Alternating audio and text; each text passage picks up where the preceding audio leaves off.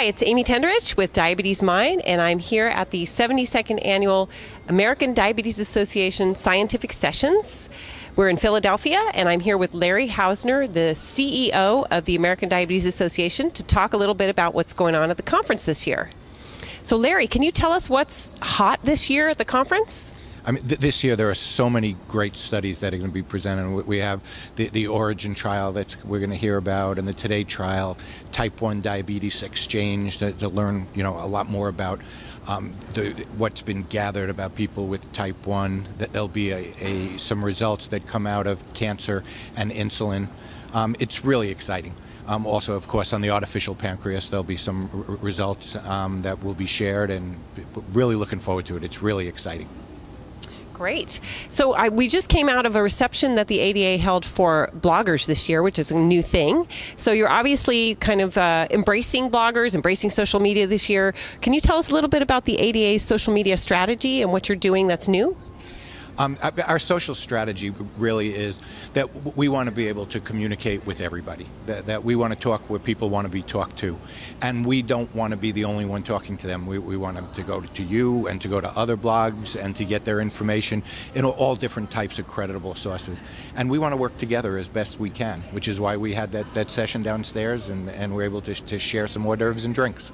That's fantastic. So going a little bit more directly to the patient population as opposed to only to clinicians, which is kind of where the ADA was probably a few years ago, right? It's definitely going beyond the professionals. I mean, this disease strikes people, not professionals. Right. And we want people with this disease to be able to communicate with each other, and as well as to get information from us and from others to help them, improve the quality of their life as best they can. So on that note, we were just talking about the fact that ADA's annual event really was born as an event for clinicians, and it still is very much for scientists and clinicians, but how has the event sort of changed in recent years and grown? I mean, the event has grown year after year.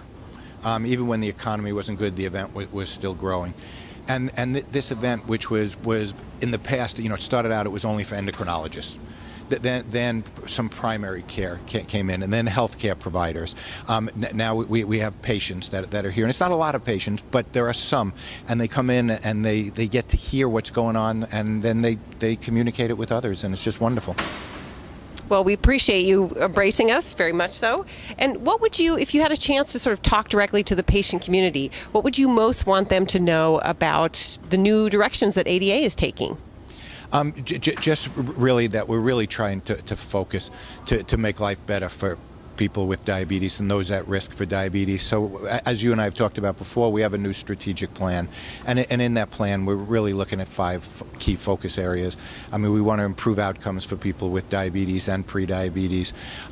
We want to make sure that we increase the sense of urgency about this disease, and other things that in that area, that we want to make sure that we're an organization that understands who we're here to represent.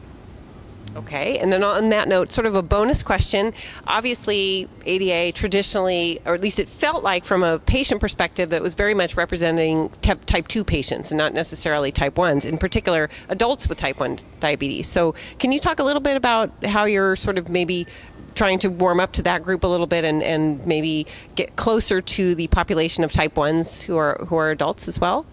Well, I've been here about 5 years, and I would say in that time, our emphasis was never on type 2.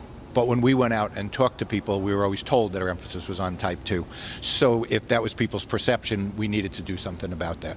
And we try to make sure that we represent all communities, type 1, type 2, gestational diabetes, reaching out, talking to people in all different constituencies so that we can hear from everybody, and that we can give our messages out to everybody, because it impacts people differently in both those worlds. I was just chatting a little bit with your new chief medical officer, and he was talking about the emphasis on weight loss and weight management and changing diet in the coming years with ADA. Is there anything you can tell us about what you're going to be doing, or what might be coming out in that area? Right now, we're really just looking at what we're doing, except we're putting some more time on both the prevention and the diet side. So that both people who are at risk for diabetes or those that have diabetes can benefit from the evidence-based results that we get as there are more and more studies.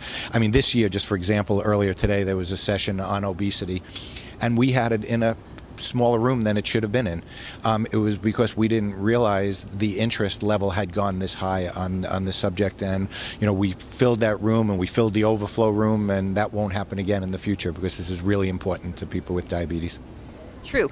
So ADA is looked at sort of as a leader in that area, of course, and there's been some criticism over the years of the diet recommendations. Will there be any changes there, do you think, or how would that be handled?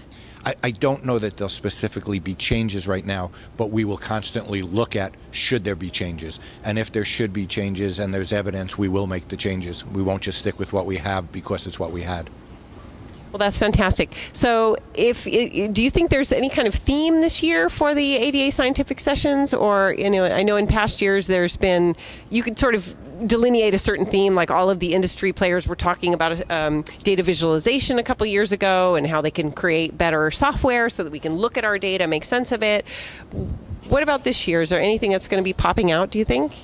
I'm not sure if there's anything popping out, because when I was looking at all the different sessions, they're in such different areas, and there's such great results coming out in so many different areas. I mean, it might be around CGMs, it might be around the artificial pancreas, but I'm not sure that it's really as themed as some of the others ended up being. It wasn't on purpose, but ended up being.